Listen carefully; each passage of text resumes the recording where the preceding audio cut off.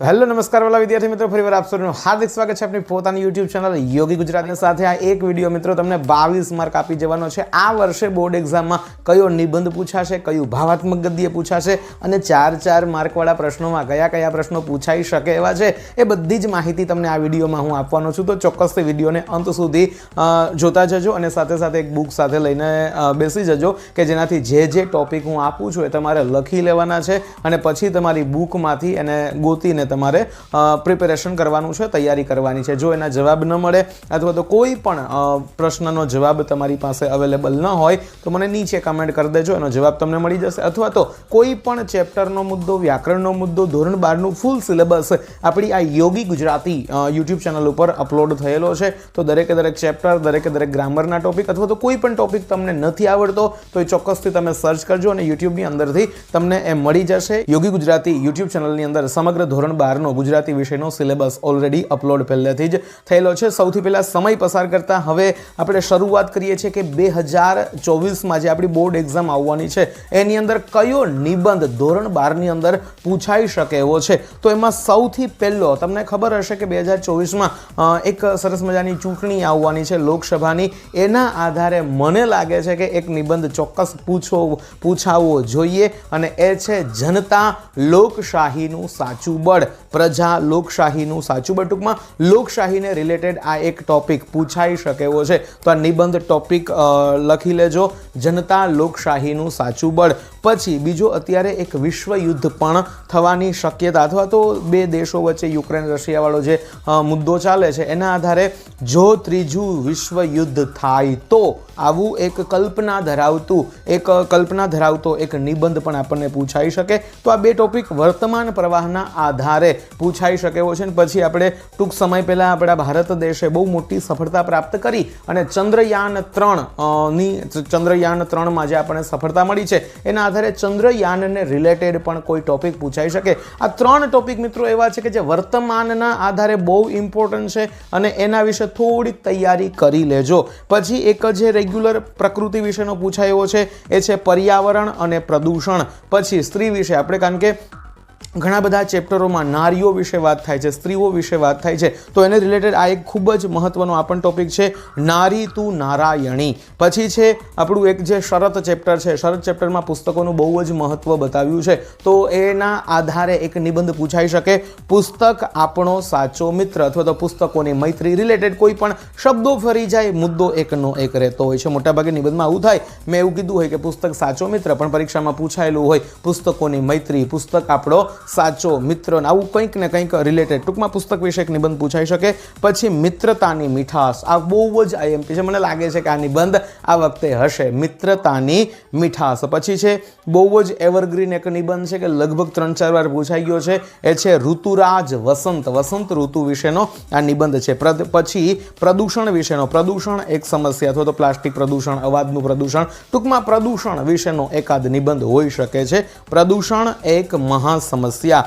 ઇન્ટરનેટના લાભાલાભ, યાદ રાખજો બેટા, લાભાલાભ એટલે એમાં લાભ અને ગેરલાભ બે લખવાનું હોય છે પણ 70 થી 80% લાભ લખવાના, પછી નાના થોડા એના ગેરલાભ લખવાના છે અને છેલ્લે ગેરલાભ આપો છો ને તો એના ઉપાય પણ આપજો તો નિબંધમાં તમને સારા અને બહુ વ્યવસ્થિત માર્ક તમને મળશે। 10 માર્કનો આપણો નિબંધ હોય છે તો આપણો ગોલ એવો હોવો જોઈએ કે આપણે કમસે કમ 8 કે 8થી વધારે પહોંચવું છે અને આવું બધું આમ પોઈન્ટ વાઇઝ, મુદ્દા વાઇઝ તમે લખશો ને તો નિબંધ, અને ખાસ નિબંધ તમારે કેમ લખવો ને એનું મેં એક આખો વિડીયો મૂકેલો છે, નીચે તમને એની લિંક મૂકી દઈશ અથવા તો આપણી ચેનલમાં જઈને તમે ગોતી લેશો તો તમને મળી જશે। યુટ્યુબમાં ખાલી સર્ચ કરશો નિબંધ લેખન ગુજરાતી તો પણ તમને પહેલો જ વિડીયો આપણી ચેનલનો મળી જશે।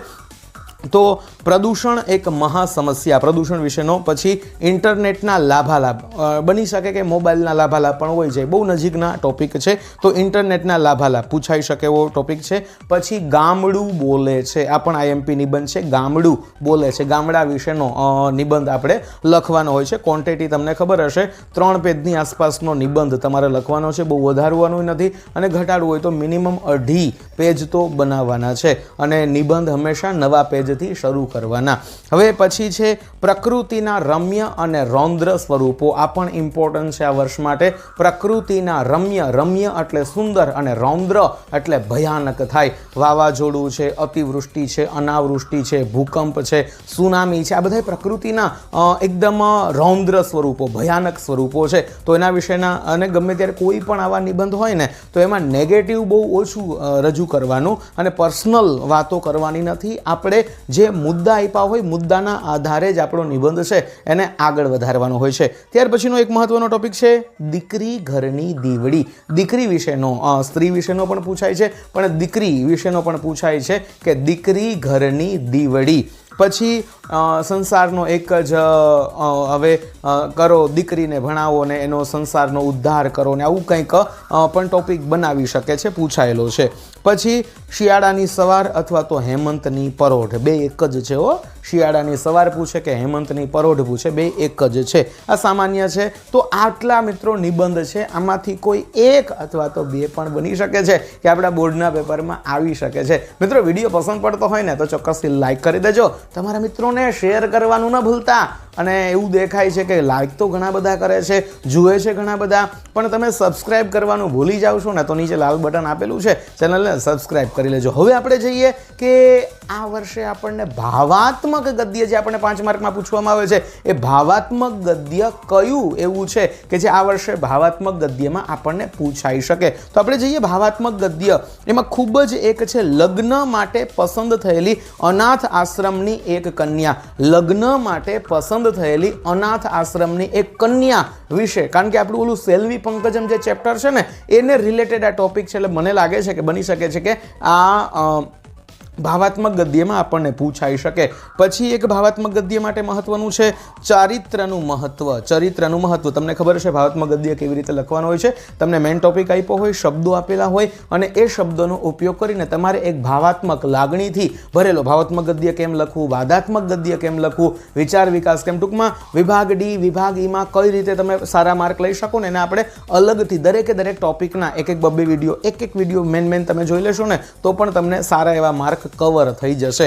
તો ચારિત્રનું મહત્વ એ પણ મહત્વનું છે. પછી પ્રાર્થનાનું મહત્વ બહુ જ પૂછાયેલો છે મિત્રો આ ટોપિક, પ્રાર્થનાનું મહત્વ. એટલે મને નથી લાગતું કે આ વર્ષે રિપીટ થાય, પણ આપણું બોર્ડની એક લક્ષણ, આપણા ગુજરાત બોર્ડનું એક લક્ષણ રહ્યું છે કે જે પ્રશ્ન પૂછે ને વારે વારે એ લોકો પૂછે જ છે. એટલે પ્રાર્થનાનું મહત્વ ખાસ IMP છે, એટલે એ પણ યાદ રાખજો. પછી સ્વાશ્રયનું મહત્વ, મને આમ એવું લાગે છે કે આ વર્ષે આ હશે સ્વાશ્રયનું મહત્વના બે ખાસ મને ઇમ્પોર્ટન્ટ લાગે છે. સ્વાશ્રયનું મહત્વ અને લગ્ન માટે પસંદ થયેલી અનાથ આશ્રમની એક કન્યા. પછી છે દહેજ, સામાજિક કલંક, આ પણ મહત્વનો છે. તો આ 4-5 જે ટોપિક છે ભાવાત્મક ગદ્યના એ ખાસ તૈયાર કરી લેજો. એક આ જાતે ખાલી વાંચાય નહીં. વિભાગ ડી અને વિભાગીના પ્રશ્નોના જવાબ છે ને મિત્રો વાંચીને તૈયારી ન થઈ શકે, વાંચીને ગોખણ પટ્ટી થાય અને ગોખણ પટ્ટીના માર્ક આમાં નહીં મળે. તમારી જાતે, તમારી સમજણથી તમે જેટલું લખશો, તમારી મૌલિકતાથી તમે જેટલું લખશો ને એનો મિત્રો તમને વધારે અને સારો ફાયદો થશે.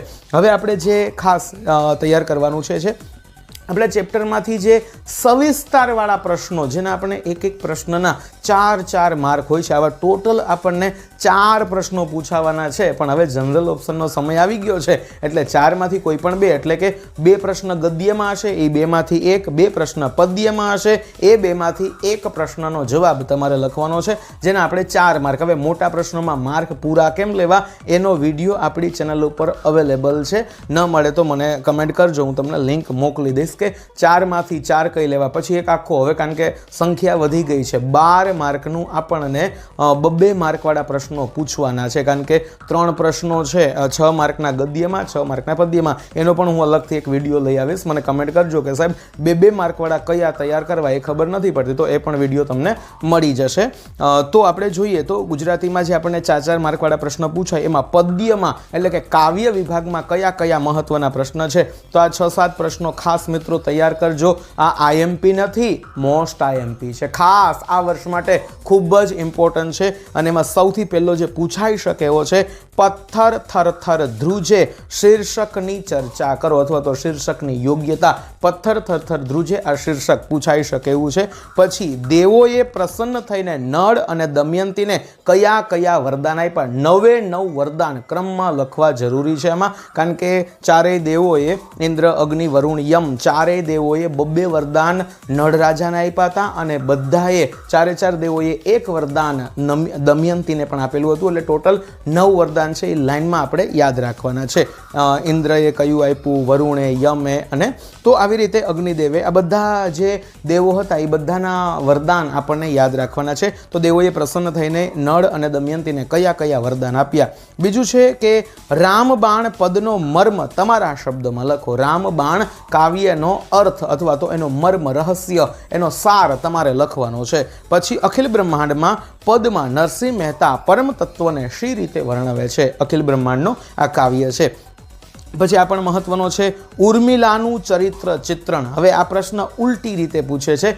સિદ્ધ તું સર્વથા થઈ વાક્યને ઉર્મિલાના પાત્ર દ્વારા સમજાવો અથવા તો લક્ષ્મણની આ પંક્તિને સમજાવો. ટૂંકમાં એમાં લખવાનું છે ઉર્મિલાનું ચરિત્ર ચિત્રણ. ઉર્મિલા જે આપણું બોટાદકરનું કાવ્ય છે ઉર્મિલા, એની અંદર જે લક્ષ્મણે ઉર્મિલાના જે વખાણ કર્યા છે, એમના જે પ્રશંસા કરેલી છે એમના વિશે આપણે ડિટેલમાં લખવાનું છે.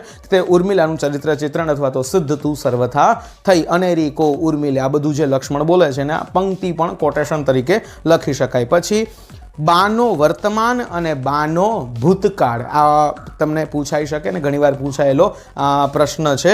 તો બાનો વર્તમાન કાળ અને બાનો ભૂતકાળ તમારા શબ્દોમાં વર્ણવવાનું છે. પછી છે ભાણીની કરુણ સ્થિતિનું વર્ણન કરો. ભાણી કાવ્યમાંથી આ કાવ્ય છે કે ભાણીની કરુણ સ્થિતિનું આપણે વર્ણન કરવાનું છે. તો આ મિત્રો પ્રશ્ન હતા કે જે આપણને પદ્ય વિભાગમાં પૂછાવાની મહત્તમ શક્યતા છે. આમાંથી કોઈને કોઈ પ્રશ્ન તમને ચોક્કસથી મિત્રો તમારા બોર્ડના પેપરમાં જોવા મળી જશે. હવે આપણે જઈએ ગદ્ય વિભાગમાં. ગદ્ય વિભાગમાં કયા એવા પ્રશ્નો છે કે જે આપણને ગદ્ય વિભાગમાં પૂછાઈ શકે એવા છે? તો સૌથી પહેલું અને લગભગ આપણા સિલેબસમાં સૌથી વધારે પૂછાયેલો કોઈ પ્રશ્ન હોય ને તો એ છે ખીજડીએ ટેકરે શીર્ષકની સાર્થકતા વર્ણવો.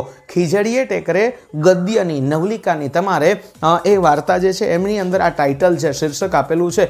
અત્યાર સુધીમાં મિત્રો 5 વાર બોર્ડની પરીક્ષામાં પૂછાઈ ગયું છે. એટલે એવું ન માનતા કે હવે નહીં પૂછે, પૂછી શકે છે, કારણ કે વારંવાર પૂછાતું વધારે આ લોકો પૂછતા હોય છે. તો ખીજડીએ ટેકરે શીર્ષકની સાર્થકતા. ત્યાર પછી વૃદ્ધ બેંક માલિકનું ચરિત્ર ચિત્રણ. આ પણ આઈએમપી છે, વૃદ્ધ બેંક માલિકનું ચરિત્ર ચિત્રણ. પછી ખૂબ જ મહત્વનો આ વર્ષ માટે મને પ્રશ્ન લાગે છે કે અનુરુદ્ધનો ગૃહત્યાગ વાર્તાનો ધ્વનિ સ્પષ્ટ કરો. અનુરુદ્ધનો ગૃહત્યાગ વાર્તાનો ધ્વનિ એટલે કે એમાં મૂળ ભાવ શું છે, એનો મૂળ સાર શું છે એના વિશે તમારે લખવાનું છે. તો 1 વર્ષની રજા લઈ વિનોબાએ કયા કયા કાર્યો કર્યા? આ પણ આઈએમપી પ્રશ્ન છે. 1 વર્ષની રજા લઈને વિનોબાએ કયા કયા કાર્યો કર્યા? પછી શેષ નદીના પલટાતા સ્વરૂપો. આપણું છે અમરનાથની યાત્રા પ્રકરણ છે, એમાં એવું એક નદી આવે છે અને એ નદીના પલટાતા સ્વરૂપો એટલે એ નદીનું નામ છે શેષ નદી અને શેષ નદીના જે પલટાતા સ્વરૂપો છે એના વિશેનો આ પ્રશ્ન પૂછી શકે એવો છે. પછી છે યુધિષ્ઠિર યુદ્ધ વિષાદ નાટકનો અંત વર્ણવો. યુધિષ્ઠિર યુદ્ધ વિષાદનું કથાવસ્તુ પૂછાઈ શકે, પણ મને એવું લાગે છે કે કથાવસ્તુ કરતાં એનો જે અંત છે ને એ ખૂબ જ મહત્વનો છે. આ પૂછાવાની સારી એવી શક્યતા છે, કારણ કે અત્યારે વિશ્વ યુદ્ધને અત્યારે ચારે બાજુ ઘણા 2 દેશો વચ્ચે યુદ્ધો ને બધું ચાલે છે, એટલે આ આઈએમપી પ્રશ્ન બને છે. પછી પંકજમની હકીકત જાણ્યા પછી નાયકનું જે મનોમંથન છે એ પણ પૂછાઈ શકે એવો ટોપિક છે કે પંકજમની જે બધી હકીકત જાણે છે અને પછી કથાનાયકના મનમાં જે મનોમંથન જાગે છે એ પણ પૂછાઈ શકે એવો પ્રશ્ન બને છે. પછી છે બાબા સાહેબ આંબેડકરની ગુરુ ભક્તિ વિશે વર્ણવો. બાબા સાહેબ આંબેડકરની એમના જે મહાદેવ આંબેડકર નામના ગુરુ હતા અને પછી એમને હીરક મહોત્સવ સમયે જે પ્રસંગ યાદ કર્યો તો આ બધું મિત્રો ડિટેલમાં લખવાનું છે. ટેક્સ્ટ બુકમાં જે વસ્તુ આપેલી છે એને ખાસ તૈયાર કરજો, કારણ કે કોઈ પ્રકાશનની અંદર જવાબ ટૂંકમાં હોય છે, પણ આપણી રીતે આપણે થોડાક વિસ્તૃત રીતે જવાબ લખીએ ને તો એનો ચોક્કસ ચોક્કસ તમને ફાયદો થશે. તો બાબા સાહેબ આંબેડકરની ગુરુ ભક્તિ વિશે લખો. પછી છે વૃદ્ધ બેંક માલિકનું ચરિત્ર ચિત્રણ. આ ચર્ચા આપણે આગળ થઈ ગઈ છે. પછી આટલા પ્રશ્નો ખાસ તમારે તૈયાર કરવાના છે. તો આ પ્રશ્નો આની અંદર જે મહત્વના નિબંધો છે, મહત્વના ભાવાત્મક ગદ્ય છે ને જે આપણને 4 માર્કની અંદર પૂછાઈ શકે ને એવા સવિસ્તરવાળા પ્રશ્નો. મિત્રો વિડીયો પસંદ પડ્યો હોય ને તો ચોક્કસથી લાઇક કરી દેજો. અને હા મિત્રો, આના સિવાયના ઘણા બધા આઈએમપી, ઘણા બધા બીજા અન્ય વિષયોના પણ આઈએમપી આપણી આ ચેનલ ઉપર અપલોડ થવાના છે. તો ચોક્કસથી મિત્રો ધોરણ 12 માટે સારામાં સારી તૈયારી, ધોરણ 10, ધોરણ 12 દરેક બોર્ડ પરીક્ષા માટે સારામાં સારી તૈયારી કરવા માંગતા હોય ને તો ચોક્કસથી ચેનલને સબસ્ક્રાઇબ કરી લેજો અને તમારા મિત્રોને શેર પણ કરતા રહેજો. ફરી મળીશું કોઈ નવા વિડીયો સાથે. ત્યાં સુધી આવજો. બાય બાય, ટાટા, જય શ્રી રામ.